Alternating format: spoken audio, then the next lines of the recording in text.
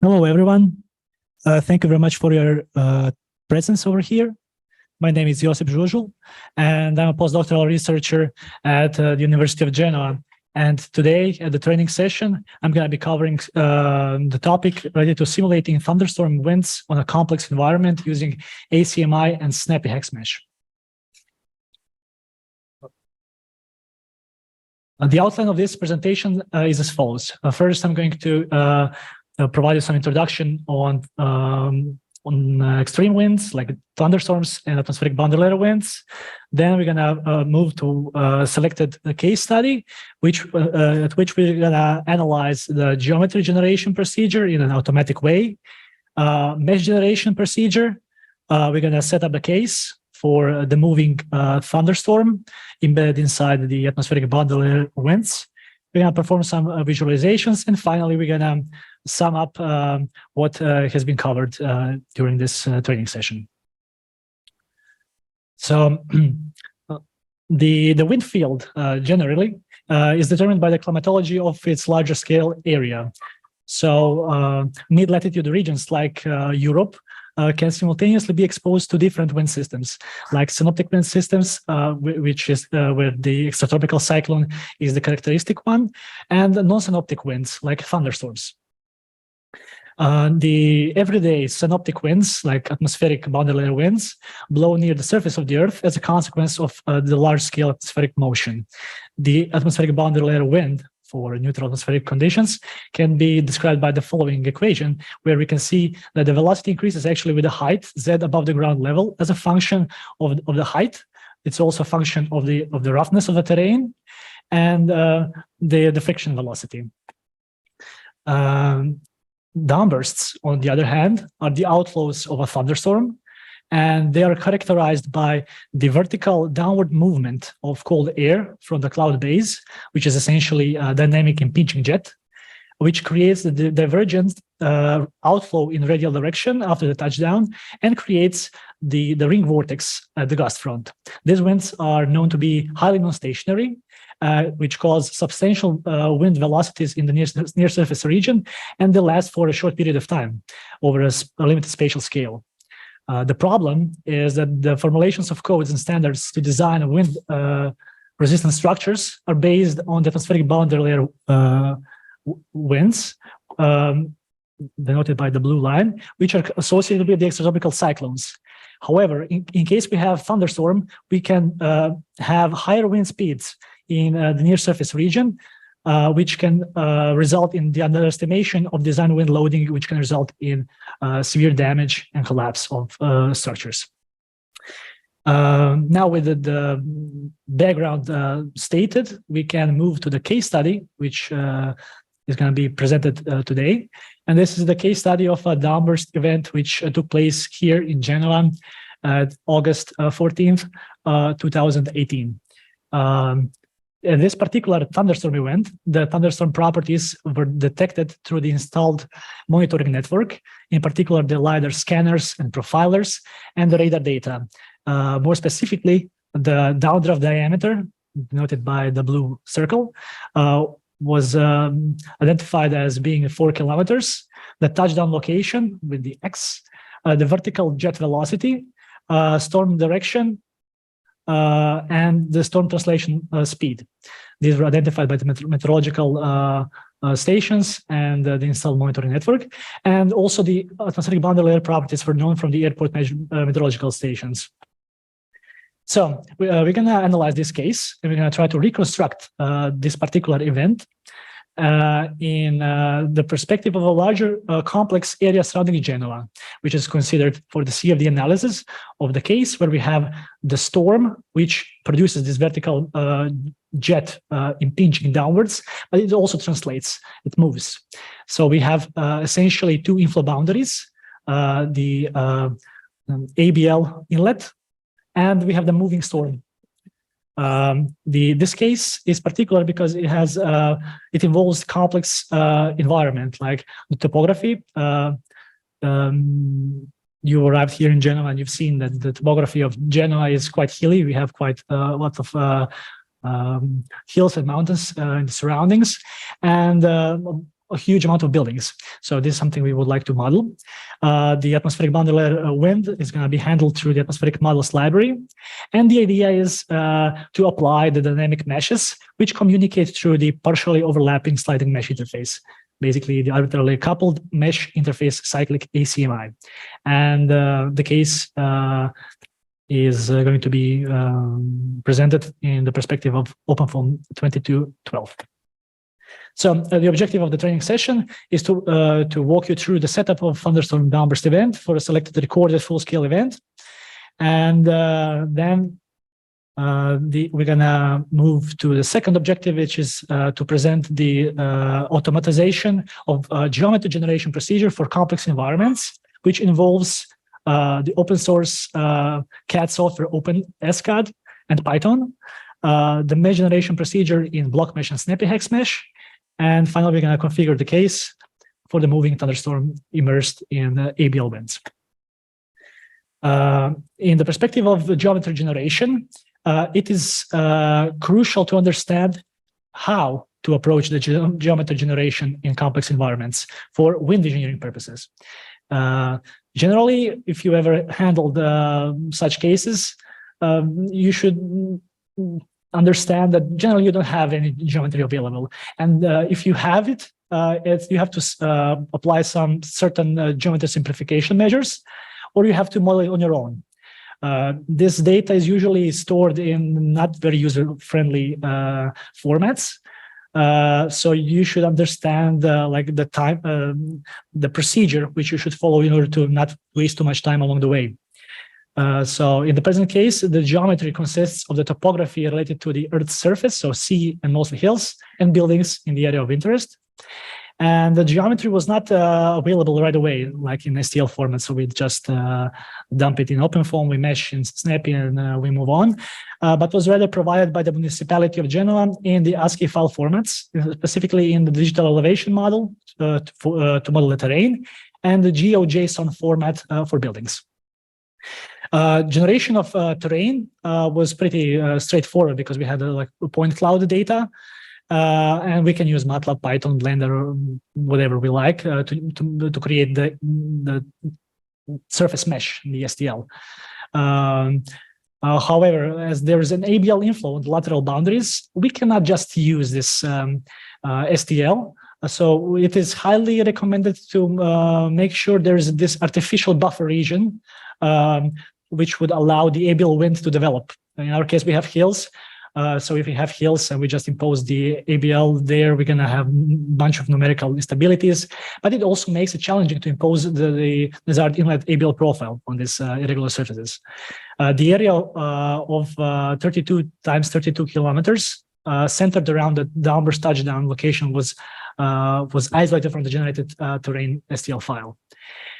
If you are in the position that you're modeling the terrain, it is quite important to not apply any smoothing functions on the data, because your terrain data might affect your buildings, which we're going to generate later on. So you might possibly lose the buildings in the mountainous regions. So if you want to apply some modifier on your data, you should consider refining your STL surfaces, but not smoothing. This additional buffer region was therefore added 2 kilometers on each side to avoid the instabilities at the inflow. So eventually we have the domain 36 and 36 kilometers. In this buffer region, it is important, really important, to have like linear height increase from 0 to the original height. So we can have the development of the ABL. And of course, I cannot stress this enough, you should avoid using smoothing functions. So we created the terrain geometry of in the area around Genoa. And this terrain should be, it's highly advised, at least my opinion, to split the terrain STL by the roughness classification of Davenport, because you're going to apply the aerodynamic roughness lengths for the atmospheric boundary layer winds. So even before we start meshing, we should split the STL of a terrain into corresponding regions. So we have sea and the terrain, which makes it easier later on. In terms of buildings geometry generation, buildings were provided in this GeoJSON file, which I encountered just recently, which essentially it's a point cloud of each building's vertices at the roof. So, but as there are like 200,000 buildings in the file in the area of interest here in Genoa, and these are not organized in any useful way. We moved with the automatic procedure to generate buildings. The procedure was to extract individual data for every single building from this file and store it in XYZ files. I did this in MATLAB, but you can do whatever you want. And then the OpenSCAD, which is an open source CAD software, was used to automatically create buildings from these files.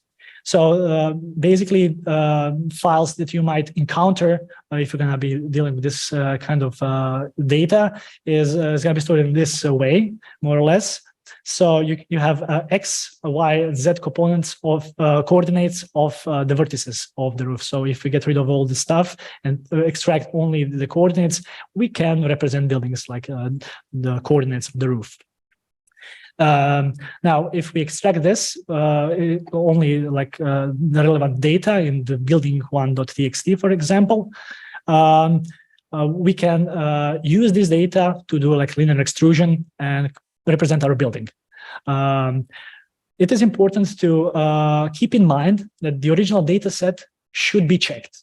It can have a lot of faults, errors inside, and in particular, I had issues with generating automatically the buildings because the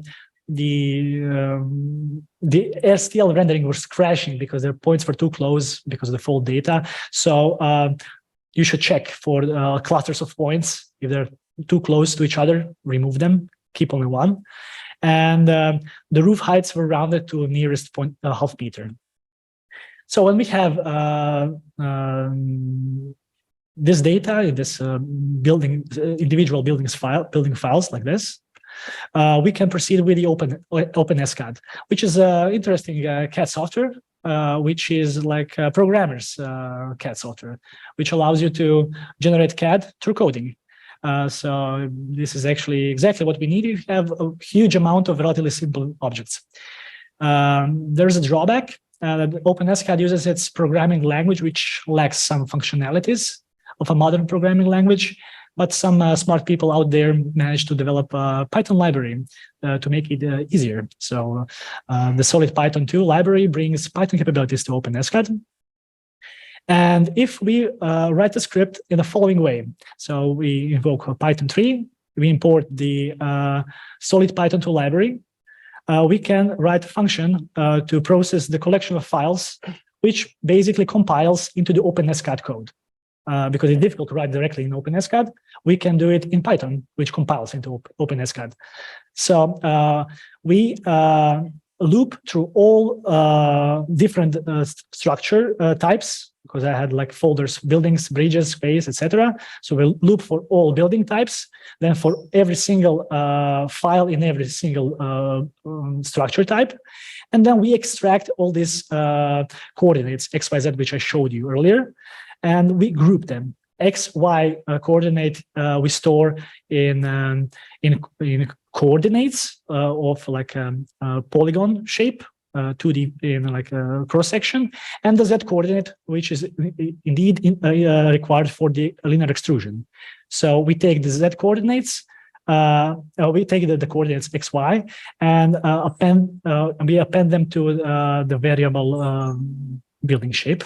Okay, and what we do is we create the polygons made of these building shapes, X, Y points, and we extrude this by the height Z coordinate. Additionally, I increase this by 5 meters, and then later on translate it down to -5. So height is the same, but I make it sure that I have for sure intersection with the terrain with the surface representation. And then I will add all my buildings together, and we basically output out the Genoa buildings SCAD file, which can be used for rendering. The Genoa buildings SCAD file is basically like this. So union, like we union all these different buildings, and we can render it in OpenSCAD, which produces the city. As you can see, you might realize this is Porto Antico here in Genoa. There's a huge amount of buildings, and this case is very complex. So if we're going to mesh all of this, this grid is going to yield enormous grid size. And for the training, for this present training session, I will consider only impact on one single building. I showed you the way how you can create all the buildings, but to keep it easier, let's focus on one single building, but the approach still remains the same. So the structure of the training session is like this. So we're going to build the bottom mesh, initialize the ABL flow in the bottom mesh in the near surface region. Then we're going to make the sliding mesh, which slides on the top of the bottom mesh, and then we're going to run it all together. So first, let's build the bottom mesh. The structure of the case for building the bottom mesh is as follows. So the relevant data are STL files, a block mesh dict, snappy hexmesh dict, and surface feature extract. So first, we need to create the background mesh in block mesh before proceeding with snappy.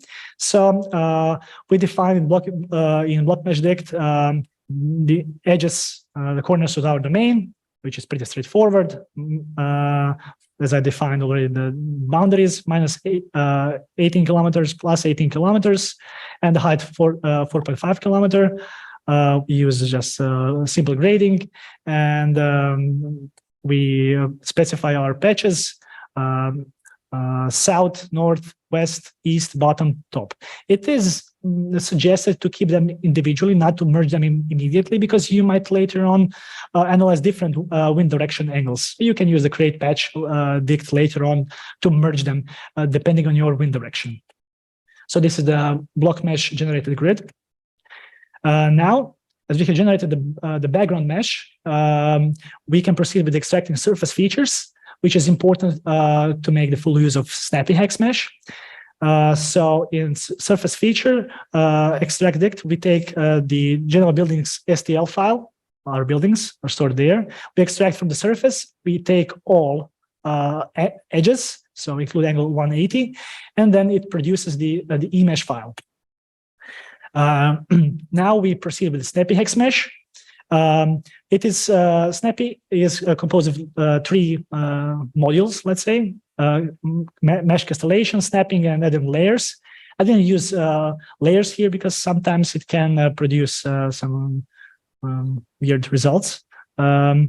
So in geometry, we specify terrain STL, CSTL, and Genoa buildings STL, and define the names accordingly.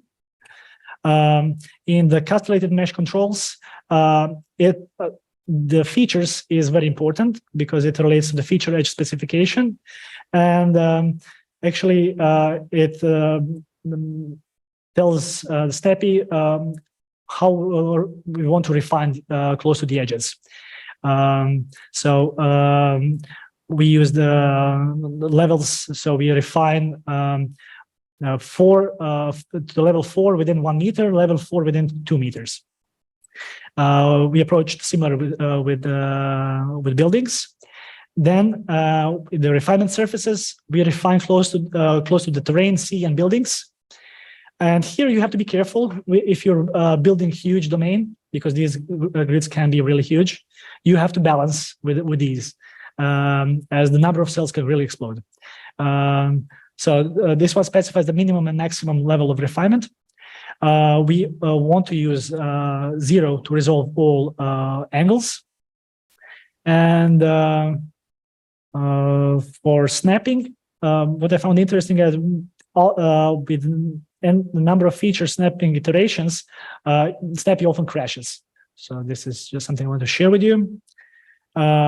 of course, this is when you have complex geometries like 1,000, 2,000, 10,000 buildings. Layers, we didn't use layers. And yeah, this is the snappyhexmesh generated grid around the building. Now we're going to produce the sliding mesh. The sliding mesh is the mesh which goes at the top of the bottom mesh. And I was thinking of making it as a structured cylinder mesh, which can be easily generated by using an M4 macro, which produces the block mesh dict. I found this very more convenient than writing the block mesh dict for this kind of grids. I don't want to spend too much time on this macro, but I have slides ready if you are interested. So by running the M4 macro, which basically takes the input, the diameter of the top domain, number of cells between the points, and it produces the entire block mesh dict. Basically, we have the following patches. The storm inlet, the sliding patch at the bottom. I called this patch storm outlet, and I'm missing some storm sides. Yes. So the reddish part of the storm inlet is going to be a place where the storm is going to enter vertically down.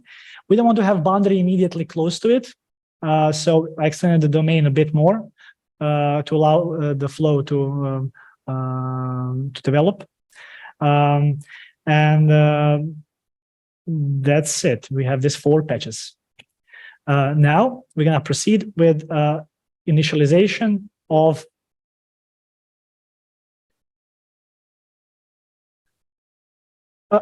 okay, I can, yes. So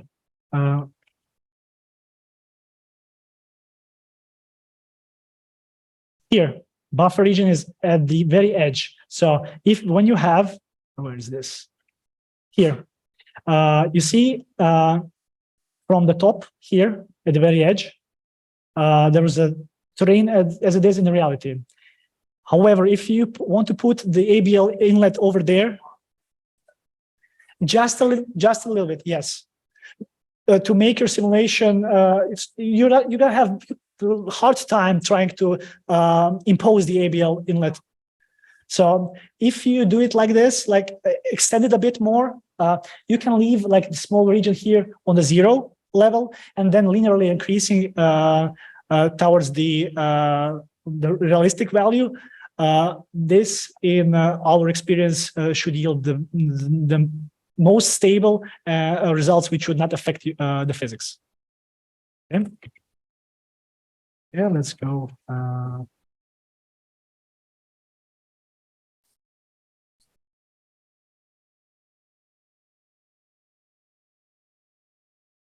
I don't recall. It's not a matter of how many cells. You don't have to make it super fine. It's if you're gonna impose the profile on irregular surfaces, you're not gonna impose anything. It's not gonna converge. So this is the only takeaway from this. So we take our bottom mesh, and we want to initialize the ABL inside this bottom mesh. So the the case structure is like this. So we have the ABL conditions. We're going to specify the ABL properties, classic fields, and now we're going to pass through these.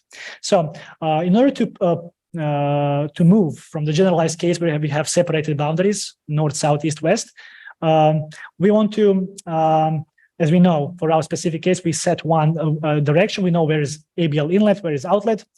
We want to use the create patch to collect the ABL inlet patches. So we use the create patch dict. We define our new patch ABL inlet. We take we specify this new patch with the type patch, and we construct this from patches. And from which patches? From west and south. In the same way, same capacity, we define outlet, which is of the type patch. We construct this patch from patches, from which? From east and north. Okay, and now we can copy the prepared 0.original to folder to 0. And here include ABL conditions, we can specify ABL parameters which are relevant. In particular, von Karman constant, CMU constant, the flow direction. So we know the direction of the ABL with respect to the north, 65 degrees. So we project, we create the vectors. The Z direction is located where? In Z, not in X, not in Y, in Z direction. We have reference velocity, reference height from the meteorological data. And here we specify Z0 and Z0 terrain. Z0 is going to relate to the sea terrain, and Z0 terrain to the terrain. Now, in general case, you might have different roughness regions. In that way, you would add more Z0 dynamic roughness lengths here, which you would invoke later on. In U file, so we use for the ABL inlet, atmospheric boundary layer inlet velocity. We basically include everything we specified in ABL conditions. Outlet, we allow the outlet in the inlet outlet boundary condition. Terrain we fix to 0, no slip condition at the terrain, at the sea as well, assumption. Buildings, excuse me. At the buildings, we specify as well the fixed value, no slip. And the important part is here. At the top of the domain, we specify the fixed shear stress because a lot of researchers and authors are using other boundary conditions, but they do not maintain the profile at the top. So which is already stressed out by Richardson Huxley, for instance. So we specify the fixed shear stress, which we evaluate through the equations which are known from the literature. For the pressure, basically a standard at the outlet fixed value, 0 gradient, and the rest. K, the inlet atmospheric boundary layer inlet K, boundary condition which is available from the atmospheric models library. Again, we include things specified in ABL conditions file, and the rest is more or less standard, which you applied in many of your cases. For omega, the inlet, ABL inlet, we specify the atmospheric boundary layer inlet omega. Again, we include things from ABL conditions.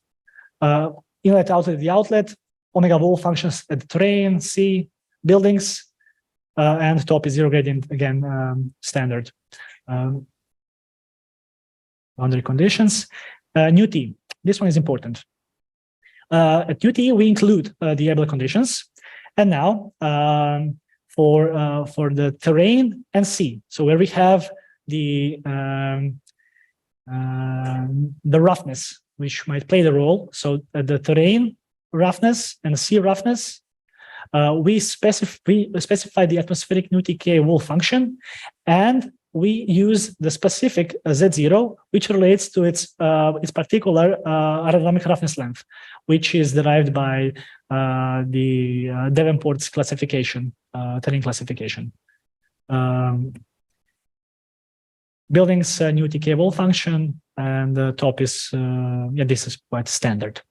Again, turbulence properties, we're gonna use the Reynolds-Avery simulations. And we K-omega SST, the turbulence model, transport properties, again, Newtonian fluid. Okay, as it relates to the ABL initialization, generally it's application of steady state simulation at this stage is more than enough. So getting rid of the temporal term, steady state, DDT schemes, Gauss linear, gradient schemes, linear upwind and limited linear should do the job. Laplacian schemes, Gauss linear limited 1 gave reliable results. Correspondingly, surface normal gradient schemes limited 1, 0. For the FE solution, nothing new. Basically standard preconjugate gradient, PCG, smooth solver. As we use the steady state case for the abelian initialization, we use the simple algorithm. And for the relaxation factors, 0.3 for pressure and 0.0 for the rest. Contradict, we use the simple foam, and the important thing is to add the library which relates to atmospheric models, shared object. And this would be the initialized ABL field in the domain, where we have, I took just a slice to the domain at the height of, I believe, 200 meters. Now let's build the moving storm case. I generally, in this kind of cases, like to keep my folder structure clean. So I prefer to create a new folder, moving storm, instead of merging them all together, in case I mess something up along the way. So we create the new folder, moving storm, and we'll copy data from the ABL initialization folder. So copy from the someone raised a question. If you have questions, you can write them in the chat box. I'm going to answer later on. Thank you. If we copy the polymesh from the initialized ABL initialization case to constant, and we take the zero folder as well here. We now want to merge the meshes, because it is important to merge the bottom mesh and the moving mesh. In that perspective, we execute from the present folder struct, from the present folder moving storm. We use merge meshes. We merge them here. We navigate to the which mesh we want to add, which is the sliding mesh, and we overwrite it here. The next step is to prepare the sliding mesh interface, cyclic ACMI, which is required to make the connection between the bottom mesh and the sliding mesh. To do so, there are several steps which are required. These are namely using the topology set, topo set, to create phase sets, phase zones, create the buffles. So we convert our internal phases into boundary phases. And then we again use the topo set to apply, to create the moving zone. So let's go bit by bit. First, we want to collect the cell faces, which should form a partially overlapping sliding mesh interface. These faces are these phase sets, actually, which we want to create. So phase sets, we want to create a phase zone sets. This is what we want to create. We created that by creating the new phase set, which we call moving phase set. Okay. How we're gonna create this moving phase set is by using the topology source patch to face. So we take faces which are at the patch and we assign. So we take the sliding patch basically, and we assign it to the moving phase set. Now we take this moving phase set, and we convert this set to the phase zone. So this is going to be a new phase zone set, and which we call this moving phase zone set. In the same capacity, what we did here was creating the moving phase set and moving phase zone set. We created the fixed phase set and fixed phase zone set. So set phases which are moving and which are not moving, because they are sliding on top of each other. At least this is something we want to create. So we take the top patch, we take all the faces which are this patch, or we create the new phase set. We call it fixed phase set. Again, fixed phase set is going to be, we're going to take this fixed phase set. We're going to create from this one a new phase zone set. We call it fixed phase zone set. If we build this topo set dict, and we place it in the system. So the toposet utility should, by default, relate to the dictionary called toposetdict. So toposet constant should produce the desired phase sets and phase on sets. Now we want to create buffles. This is important because we want to convert the internal faces into boundary faces, which requires the patch pairs of couple blockage faces. So we create two buffles, moving ACMI and fixed ACMI. They follow the very similar strategy when you specify it. It might seem confusing, but it's not so much. So we have moving arbitrarily coupled mesh interface, and we have the fixed one. And we have to create master and slave sides of the patch. Like we want to specify the couple and the corresponding blockage one, which are the same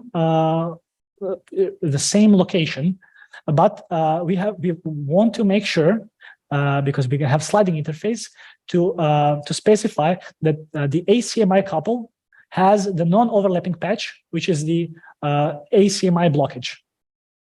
And accordingly, the neighbor patch of ACMI1 couple is the ACMI2 couple. And the rest are just basically dummy entries. And the exactly same strategy is used for the fixed ACMI. So we have, we create 4 patches. ACMI2 couple,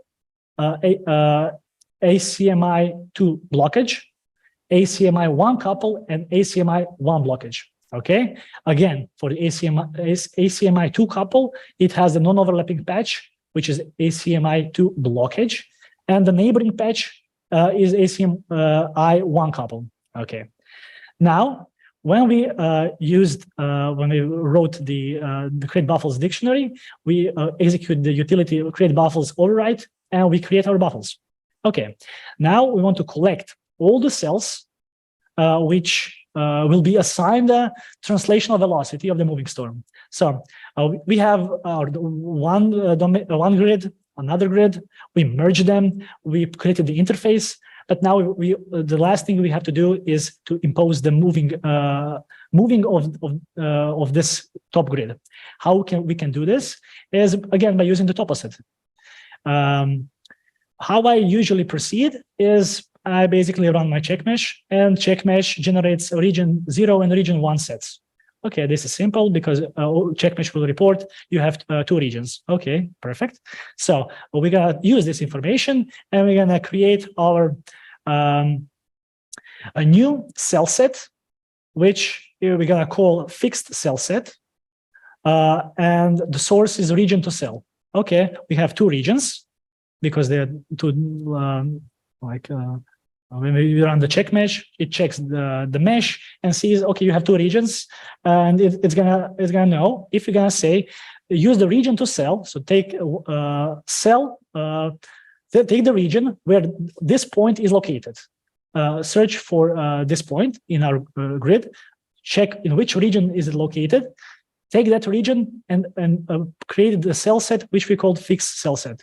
This is something we don't need for the fixed cell set, but it's just to explain because the same thing is going to be used for the moving cell set. This is something we need.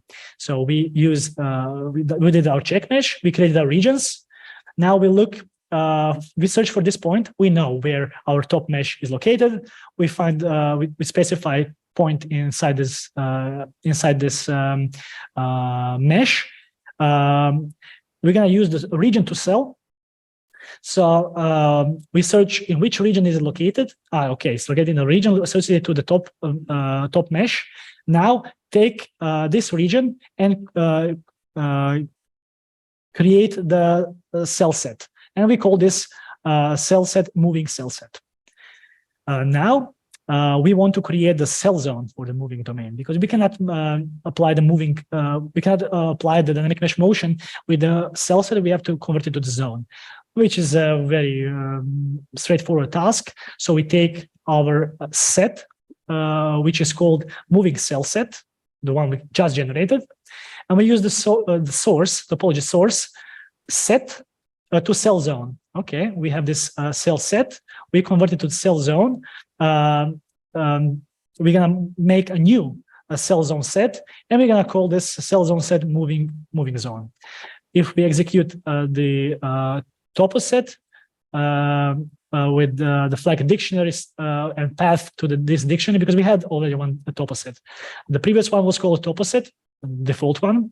But if we add the flag dictionary system topo set dict moving zone, it's gonna invoke this one, and we're gonna build our moving zone. Okay.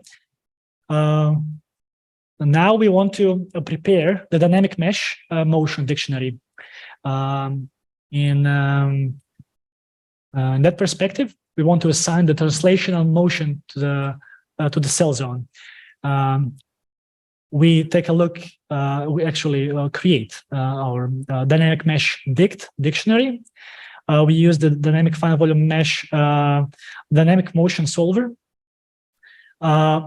We use the multi-solid body motion solver, and we use the motion solver to the zone, to the moving zone, which we defined earlier. We apply solid body motion function linear motion, and for the linear motion coefficients, we specify the velocity, velocity in x direction, velocity in y direction, and velocity in z direction. These values are based on the storm translation speed, 5 meters per second, and the angle alpha of 30 degrees. Okay. Now we want to correct the zero folder, because we've done a lot of manipulations, and these were overwritten, and we have to actually correct them and add some input for our new patches. So we copy zero folder, zero org here, and we want to map the fields from our ABL initialization case. So we write our map fields dictionary, map fields dict, by comparing our grid we are handling now, the merged one, with the previous one where we didn't have the top grid. So here in the patch map, we have to specify the pairs of patches in the target and the source. Excuse me. In a target and the source case. So I had the same names. So terrain is going to be mapped to terrain, sea to sea, ABL inlet to ABL inlet, outlet to outlet, buildings to buildings. However, we have now merged our grids, and we have some other, some new patches. We have which have to be handled specifically because they're cutting to the domain in a sense. They are like at the boundary. So we specify these 4: ACMI 1 couple, ACMI 1 blockage, and 2 couple and 2 blockage.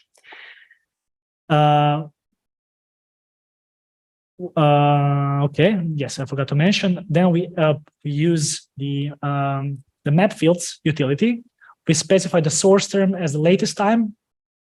From which case source is the bottom mesh, the initialized case, ABL initialized, and we map the solution from the ABL initialization to the present case, and we take the latest time from the converse solution. Now we want to build the case for the moving storm in detail. So we check our 0U file in the boundary fields. We have some new boundaries. So we have a storm inlet. At storm inlet, since we are now analyzing also the storm, we're gonna impose the fixed value at the storm inlet, And it's going to have the vertical velocity recorded by the network data. We had LiDAR vertical profilers and scanners. And the UX and UI components should relate to the storm motion due to the transfer of horizontal momentum. This is quite important because in recordings of the full-scale events of downburst, when the storm is moving, the downdraft maintains the vertical column.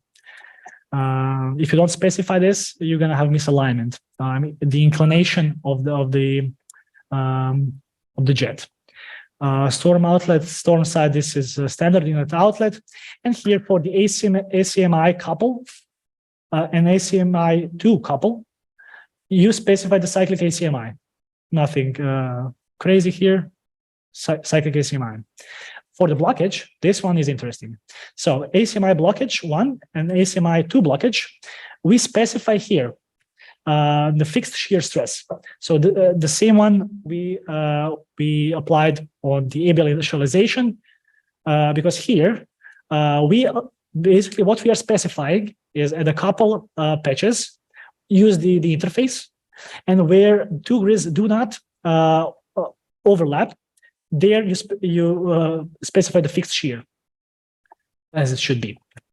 For the pressure, it's pretty standard settings of fixed value, the storm outlet, zero gradients, cycling ACMI at the couple patches, and zero gradients at the blockage. For the K, we specify turbulent density kinetic energy inlet with the turbulence density 10%, and the rest is again pretty standard. Omega, the turbulent mixing length frequency inlet, which I like to use for this application. Mixing length I evaluate based on the jet diameter, and the rest is zero gradient, cyclic ACMI, pretty standard settings here. New T, excuse me, ACMI 1 couple and ACMI 2 couple, they have the cyclic ACMI because they are the interface. The rest is standard. Yeah, by the way, the things that I'm not specifying here are the ones that were mapped from the previous case. So in order to save space and not to torture you too much with the code. So we merged our meshes. We created our cyclic ACMI interface. We imposed our ABL wind direction. We imposed our downburst trajectory. And the storm is about to move. And along the downburst trajectory with the storm velocity. And yes, so we also touched the buffer zone. And so here at the figure D, the bottom part of the top grid and the part of the bottom grid, which intersects with the top grid. This is the interface, and the rest we specify the fixed shear stress. For the FV schemes, now we are moving to transient simulation. We use the backward for the temporal term discretization. For the FV solution, we use Pimple, but we force the piezo mode because the piezo foam cannot handle, I suppose, the dynamic mesh motion. And the relaxation factors 1 for control lift. So we used Pimple foam. I was about to run the case. I did run the case for 30 minutes of the downburst event because based on the data of full-scale measurements, radar, LiDAR, the storm was moving in one direction, in the specified direction, for half an hour, then reached the coast. And then because there are mountains, the storm basically deflected. So we simulated this first part of the event, basically. Here in the libraries, it's important to specify again lib atmospheric models shared object, which is required for the ABL wind profile, and the FV motion solvers, which is required for dynamic mesh motion. And these are some of my functions, nothing fancy. Okay, so we ran the case for the time of 30 minutes. We have the topography. I did the horizontal slice of the velocity field at the height of 100 meters. So we had the ABL flow initialized. You can see the velocity vectors of the ABL flow, but as the storm moves, it is way more intense compared to the ABL winds. And as the topography of the terrain is as it is, quite hilly, it produces the velocity amplification in this passage in the valley. And finally, we can see here, this is our building, which we analyzed. So at 30 minutes simulation, basically we have the touchdown location at this location, and we see that the signature, the trace of the vortex produced by the storm is quite significant with respect to the incoming ABL winds. And that brings us to the end of my presentation, and I would like to share with you my thoughts on this training session, and to summarize, what did we learn today, or at least what I try to convey to you. And this was how to automatize the geometry generation procedure in case of huge amount of objects with primitive shapes, like buildings, how to approach meshing in block mesh and snappy hex mesh for complex mesoscale areas, how to properly set up the case which involves the atmospheric boundary layer winds, the configuration of cyclic arbitrarily coupled mesh interfaces for translating inlet patch for the moving storm case in particular. And we have learned about thunderstorm downburst winds a bit. And more importantly, we have learned how to approach the modeling of thunderstorm outflows in OpenFOAM. At this point, I would like to thank you very much for your attention. And if you have questions or comments, I'm here to answer. Thank you.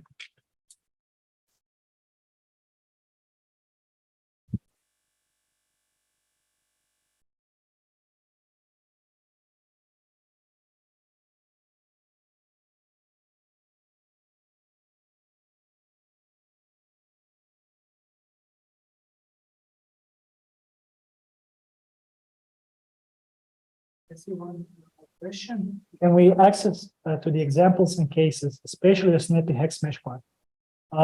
Well, this is an interesting question, because there are some parts of the case which I'm not sure if I'm allowed to share, especially the geometry which was provided by the municipality of Genoa.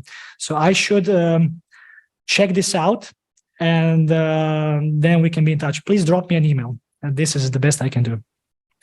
For the rest, yes, I mean, the presentation, I think, is being recorded. So everything which was provided here is literally, you can copy paste and you can recreate the case. About the Coriolis, the second question is about the Coriolis effect.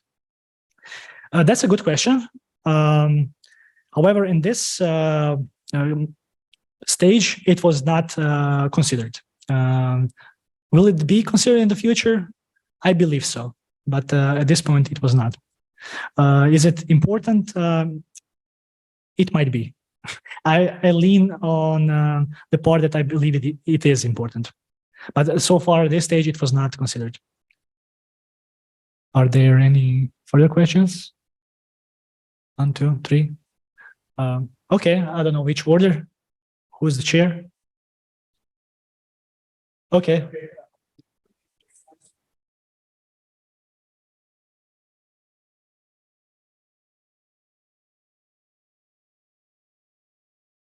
You mean the height? Okay. Yes, essentially, So this is my first case dealing with full-scale downbursts. However, I did a bunch of downburst simulations on simulating downbursts on a reduced scale. So I have a feeling up to which radial distance R over D from the touchdown velocities are important, significant, let's say, let's put it that way.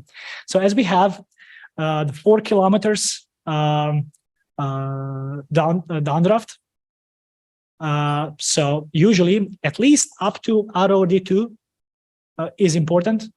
So at least distance of 8 kilometers. But then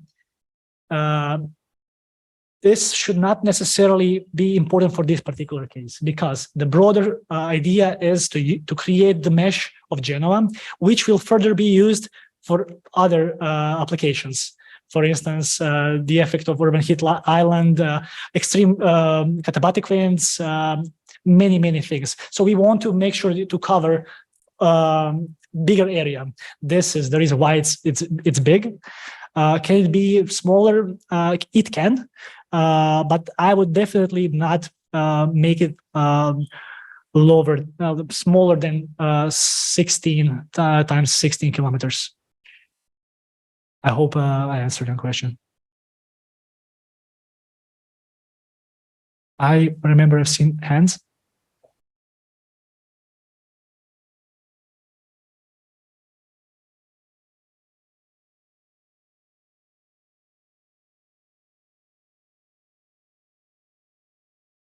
Could you please speak a bit louder?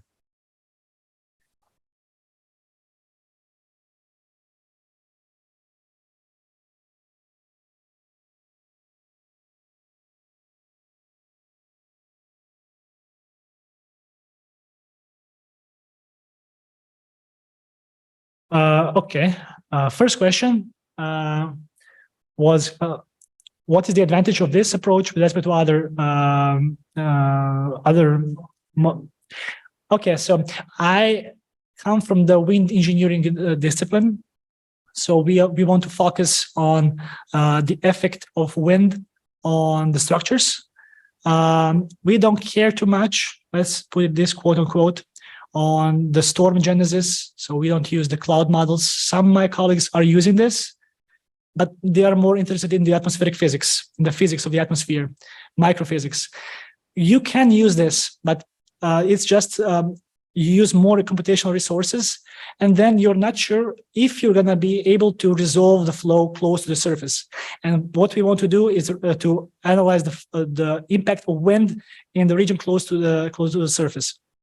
Because, as I mentioned in the introduction, structures are designed based on atmospheric boundary layer winds, which have logarithmic profile, while downbursts have the nose-shaped profile. So downbursts can cause stronger velocities, stronger wind speeds, and then the buildings, which were designed based on the ABL winds, could not withstand this, and then they suffer a collapse. So that's the reason why, because we can focus on the near surface flow, which with other models we cannot. On the second question was, okay, yes. I have the data, but unfortunately I didn't manage yet. I will. It's on my to-do list. Thank you for the question.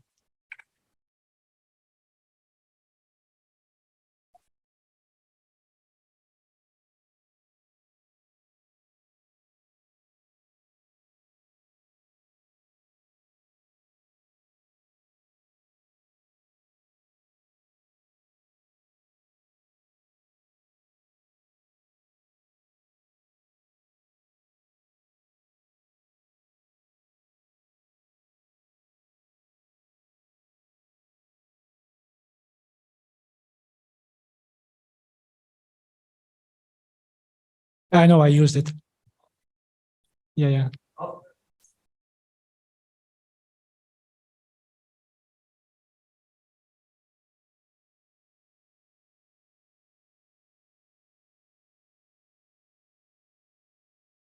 Well, that's a very good question. To be 100% honest, I don't like CF mesh. I don't like snappyhexmesh. But if I have to pick one, which causes me less headaches, I go with Snappy.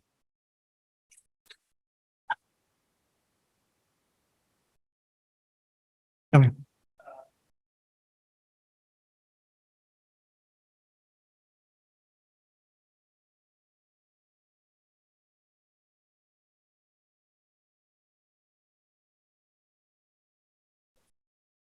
We should definitely. Okay. What's the my question is, you they are talking about the assumption that it's such a download you have a mutual there at time by or Your question is 100% on point. It is absolutely certain that if we have a thunderstorm which is generated by unstable atmospheric conditions, okay, we should not have neutral atmospheric boundary layer. However, if you take a look at the velocities I mentioned, we have like 5 meters per second at 3,000 meters. So with the balloons, meteorological balloons, we know this is negligible. So we can complicate our life by trying to impose unstable ABL profile, but based on my limited knowledge on unstable atmospheric boundary layer wind profiles, this is not very stable to impose. So if we put this in perspective, our assumption of neutral ABL, because it's quote unquote negligible with respect to downburst, should hold. This is the defense. But if you have any, or any one of you have any experience with modeling unstable atmospheric boundary layer winds and imposing them, I would be more than interested to know more about this. Okay, we talk later. There was another question.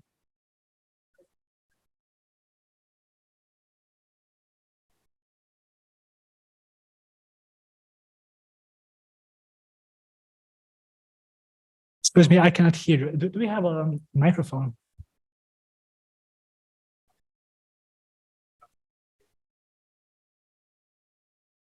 No, yeah, okay. At this stage, we didn't use layers because we use castellation and snapping layers. We didn't impose layers. Why? There are two reasons. First one is it's unstable. It sometimes crashes without any reason. If you add 100, 200, 500 buildings, also in one building, you add layer, everything is fine. You have nice mesh. Without layers, you add layers, it gets crazy. So we didn't use layers now, but in future we will. But I'm not sure if I can give you the best practice on application of layers. That's the reason why I omitted them. If I want to give you the best practice guidelines on the case, I gave you. But if in terms of layers, maybe there's someone who can who knows more. I had a hard time on using layers.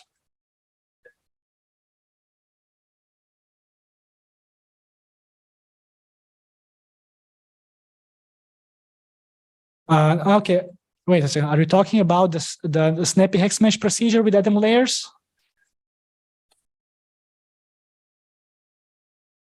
Okay, this is a good question. No, I mean, I have layers. It's very high resolution close to the terrain, and it's high resolution close to the buildings. But I thought you asked me in the snappyhexmesh about the add layers, because I thought this was the question. No, it's a high resolution close to the buildings. The results should be reliable. Mm-hmm.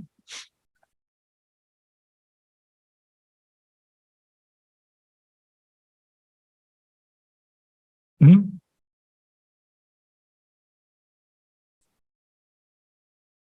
Okay, maybe in this case, which for sure is not the final,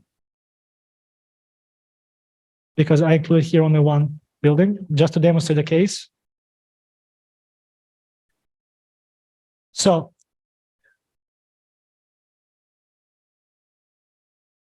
okay, we have I believe six levels of refinements on the buildings, on the building. Also, like 4 close to the building itself. This is on the surface. Also, if you will make huge domain, you're talking about 32 kilometers times 32 kilometers, and you will use a lot of buildings, and you have to make some kind of compromise. Your grid will absolutely explode to 100 million, just like that. So,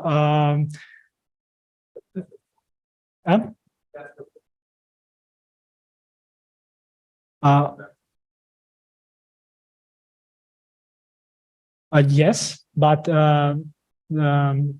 based on the experience done in the group earlier, modeling the building, the terrain with 2 to 3 level of resolution, okay? Then close refinement at the surfaces, at the feature edges, and eventually adding the refinement boxes should be reliable.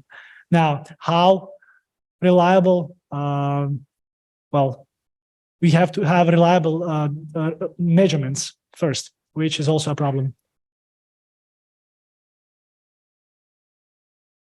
Thank you.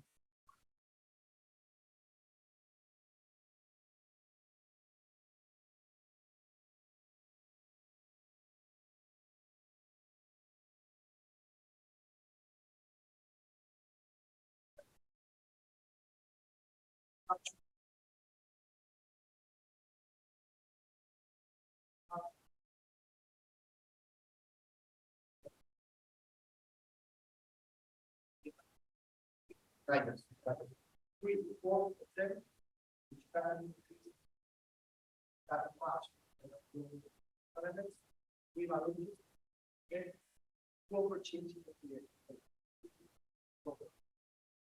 are you talking about 2-3 layers on the background mesh? But this is what I applied. Thank you. Any further questions?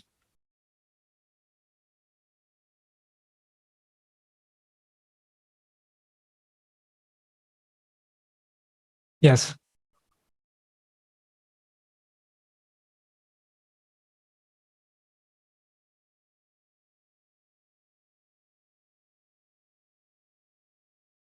Could you please repeat? I couldn't understand. So we have 2 meshes. One is so I'm gonna go to the figure. So this one is one mesh built as a top mesh. This one is intended to be moved along.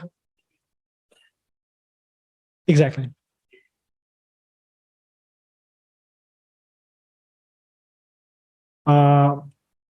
Circle, you mean just one single face? But then I don't have, I need to have at least one cell. I want to have, I want to have some space, some time to allow flow to develop. So I added like 500 meters was the height of, where is this? Yes, here. So top of the domain, I had a small disk, like small disk of 500 meters. Okay. At the red area, we impose the inflow. And then this top domain, which we move, through the interface communicates with the bottom mesh. Okay. This is pretty. Exactly, because we have so here the blue, transparent blue ish region is the ABL inlet. This is a fixed inflow, but we have another inflow this one is moving. How can you handle two inflows where one is static, the other one is moving? So you have to do some dynamic mesh motions or something to that effect. So in order to impose this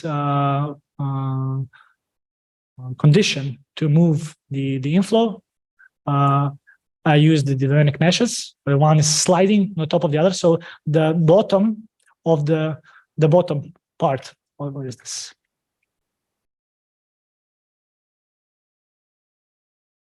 Here, okay, the bottom part of this one is at 4.5 kilometers, while the top of the bottom mesh is also at the 4.5. So they are at the same height, but they don't have, so they're faces of one grid, faces of the other grid, sliding on top of the other, okay?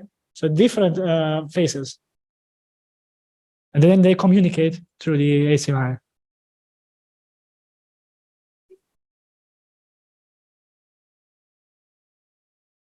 No. From which points? Of the disk, you mean?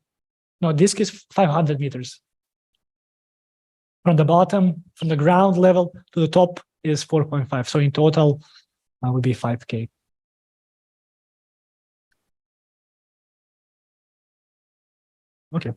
Okay. Thank you very much.